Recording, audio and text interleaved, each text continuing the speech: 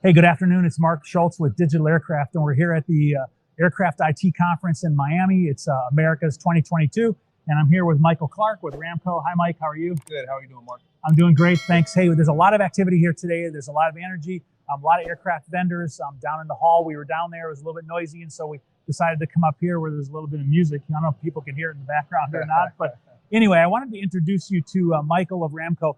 Michael, can you tell people who you are and what do you do? Sure. So thanks again for having me, Mark. My name is Michael Clark. I help manage business development and pre-sales for Ramco Systems here in North America.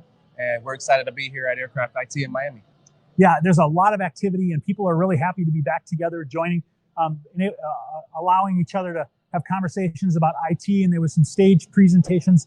I hope you caught the one that I did this morning on blockchain and aviation. And just a lot of people really looking for information about what they can do in their businesses and how they can create operational, efficiencies.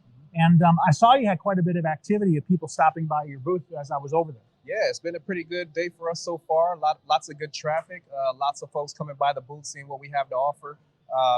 Folks are very much interested in our capabilities as they're looking to streamline and automate their business processes. And so it's been a good day for us so far. Hey, just if you could capture just in a sentence or two, what is the core capability that Ramco offers to airlines and MROs and different OEMs and things like that? Yeah, sure. So we're an end-to-end solution provider. So essentially from cradle to grave, induction to retirement or scrap, we can manage all of your aircraft assets, whether those be aircrafts themselves, components, engines, and their entire life cycle when it comes to the maintenance, overhaul of those components, also the supply chain aspect, even finance and accounting as well.